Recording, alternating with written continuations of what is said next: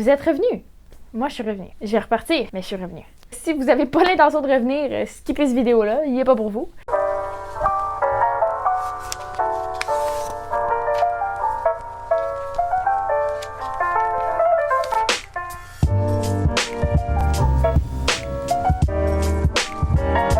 Qu'est-ce que vous en pensez?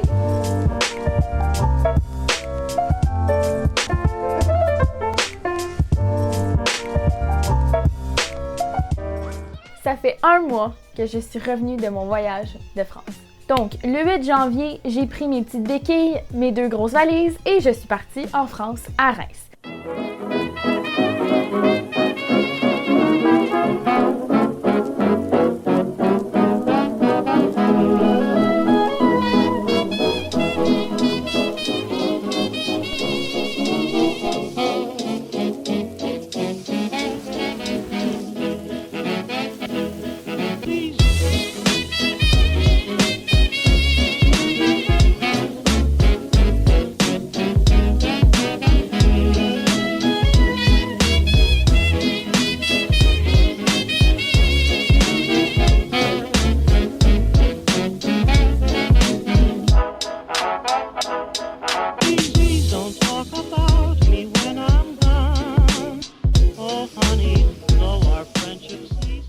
Aujourd'hui, ça fait 1 mois pile que je suis revenue et je vais vous en parler. Si vous voulez savoir l'envers du décor d'un échange étudiant et savoir à quoi vous attendre quand vous allez revenir de votre échange étudiant, keep watching. Ça fait longtemps que je suis revenue, ça fait maintenant 1 mois, j'ai recommencé le travail, j'ai revu toutes mes amies, ou presque. J'ai passé beaucoup de temps avec ma famille, je me suis réinstallée chez moi et maintenant, I'm back to reality. Voici ce à quoi vous devez vous attendre en revenant d'un échange étudiant. You know what I mean?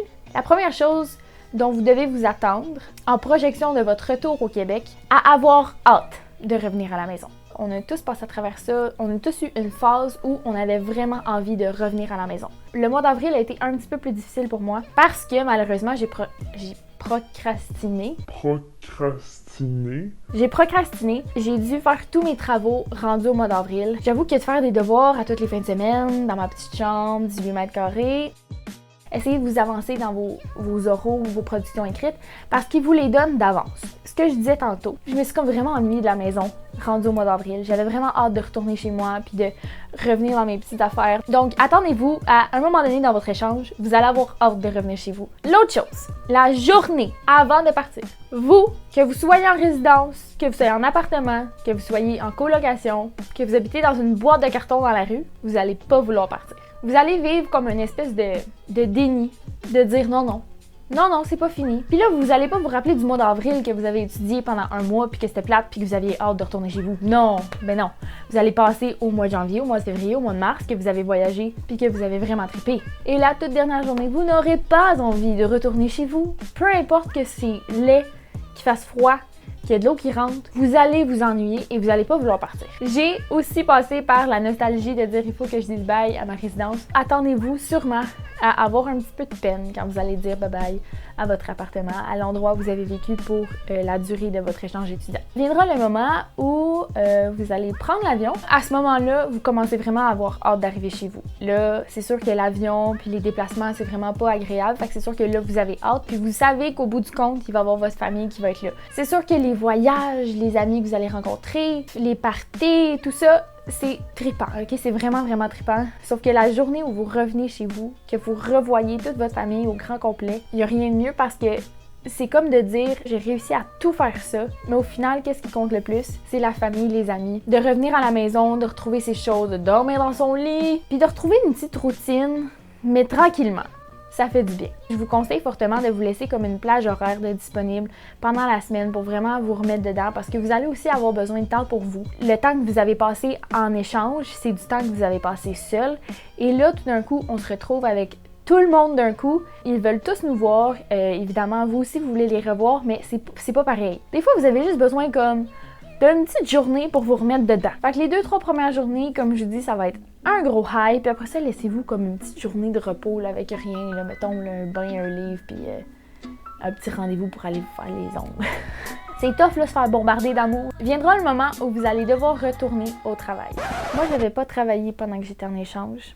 Alors, veux pas, ça va être difficile peut-être pour vous de vous replonger dans le travail. Faites-vous-en pas avec ça, OK? Au final, après une journée ou deux, vous allez vous remettre dedans puis ça va être tout correct. Il y a une chose que je trouve que les universités mettent un petit peu trop d'emphase là-dessus. On nous dit que lorsqu'on va revenir, on va avoir un gros high, puis comme 2 jours après, qu'on crash. Non. Honnêtement, je pense pas qu'on crash. C'est sûr que si on retourne chez nos parents, ça se peut que ça soit un petit peu difficile. J'avais peur de plus savoir comment vivre avec d'autres personnes. Je savais pas si j'allais les déranger. Je savais pas si j'avais pris des habitudes là-bas qui allaient les déranger, qu'ils allaient pas aimer. Pour moi, ça a été la seule chose qui m'a un petit peu stressée au début. J'ai développé des habitudes à moi, mais c'était des habitudes de ménage et des habitudes d'organisation. Donc ma mère elle en profite et elle aime bien ça. Si c'est ça qui vous stresse, ça se peut qu'il y ait un clash entre comment vous étiez en échange puis ce à quoi vos parents s'attendent de vous. Donc ça se peut qu'il y ait un petit temps d'ajustement. Comme n'importe quoi dans la vie, ça prend du temps. L'autre chose que vous pouvez vous attendre à faire quand vous allez revenir d'échange, qui va être ben gossante. Vous allez vous entendre dire « Ah, quand j'étais en France, là. Ah, quand j'étais à Amsterdam. Ah ouais, c'est comme la fois que j'étais à Londres, puis ah oui, ça, je l'ai fait en Allemagne. Ah ouais, tu trouves? Non, mais quand j'étais en France, je faisais pas ça. »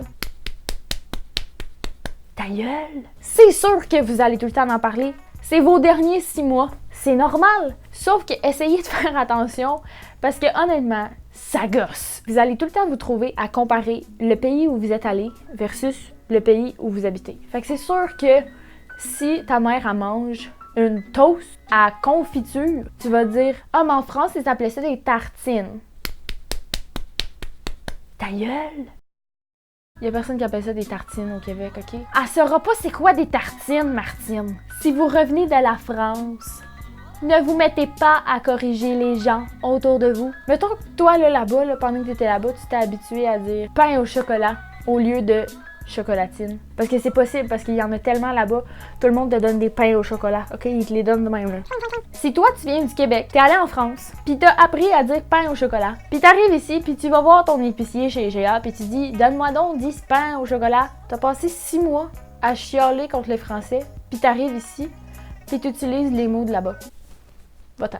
Pour conclure la vidéo, j'aimerais juste vous dire, dramatisez pas votre arrivée. Pensez au positif. Pensez que vous allez voir votre famille, vous allez voir peut-être votre chien si vous en avez un. Il va faire pipi partout puis ça va être super le fun à ramasser parce que vous vous êtes ennuyés. Tout ça pour vous dire, dédramatisez votre retour. Tout va bien aller. Planifiez-vous des trucs, planifiez-vous des sorties, planifiez-vous du me time. Planifiez-vous de vous retrouver chez vous, dans votre maison et acceptez votre retour parce que le prochain voyage ne sera tardé. Moi, je l'ai la solution.